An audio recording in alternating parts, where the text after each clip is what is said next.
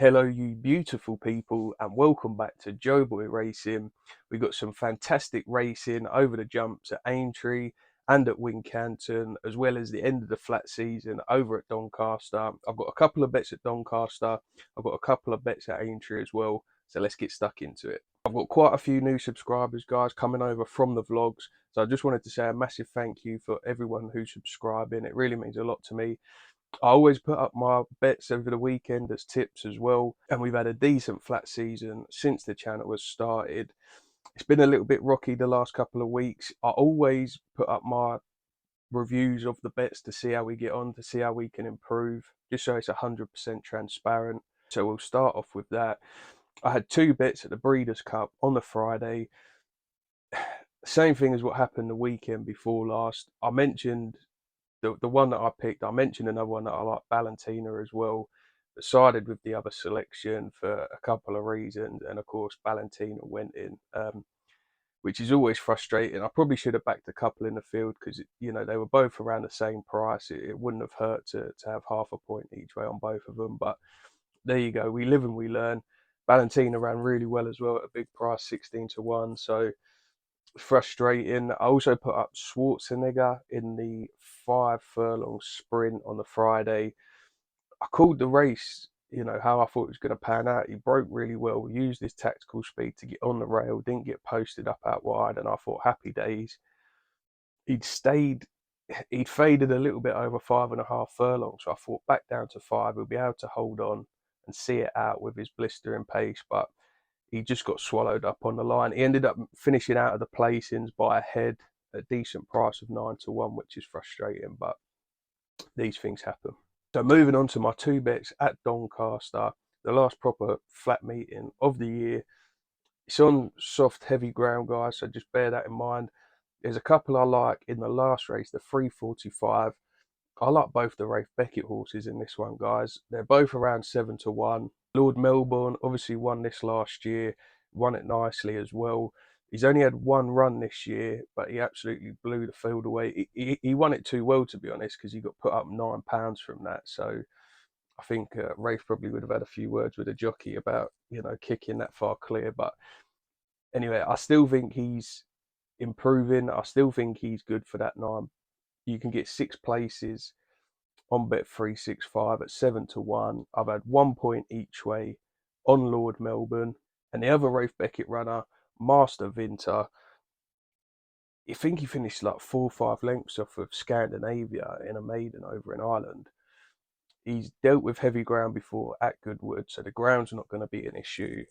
He did go up a little bit for his last win. Again, he run well, pulled away from the field. But I don't know, I just feel like he's the improving 3-year-old in the field. 3-year-olds have got a good record in this. The two that I've mentioned are both drawn okay. If you look at the last 20 years of this, no one's ever won from a draw lower than stall 8, and that stall 8 winner was Lord Melbourne last year. So I think that stands them both in good stead. And then when you look at the market position, the two that are fancied over my two more, Castle Cove and Hopewell Rock, they're also drawn low.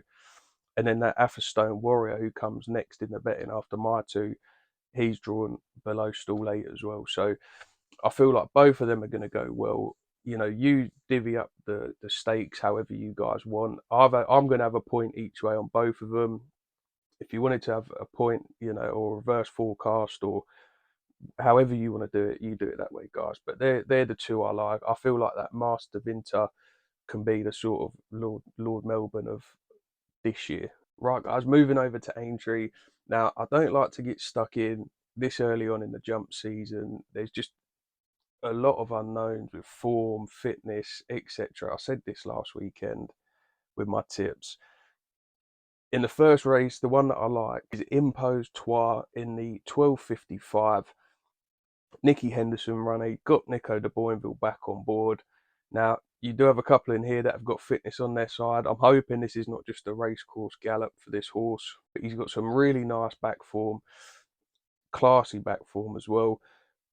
He's never raced before at this trip, so that is a little bit of an unknown as well. I think he'll do well for the step up in trip. He's a really consistent type, likable type, and yeah, 8-1 with 3 places on Bet365. I've had half a point each way. He is carrying 12 stone, he's carrying top weight, guys, but he is a big horse, so I'm hoping he can hold it off as well with a step up in trip. So do bear that in mind if you're thinking about following me in. And my last bet of the Saturday, guys, comes in the 220 at Aintree. There's a horse I like in it. Again, it's another Nicky Henderson horse, jocked up with Nico de Boinville, and that is Excello. You can get 10 to 1 currently about him with 5 places on Bet365. If you look at the bare form figures of his last run, it doesn't look good. But if you watch it back, he was travelling really nice, made loads of headway late on, was contesting when he made a bad mistake, 2 jumps out, and he just couldn't recover. Up until then, he did look sweet. So he's £2 better off than when making that mistake in the top end, which is obviously a lot more competitive race in this where he looked good. So that's good enough for me. There are ones in here which have got race fitness on their side. So again, I hope it's not just a gallop, a racecourse gallop for the horse, just to get him right for something else. But he's 10 to 1. Like I say, with the 5 places, I've had half a point each way on Excello. Right, guys, so that's all my bets for the Saturday.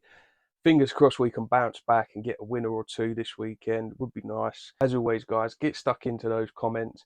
Let me know who's your best pick of the weekend, your best bet of the weekend, your absolute nap. Like I've said before, I'm not a professional tipster, guys. I just love watching the racing, studying form, trying to pick winners.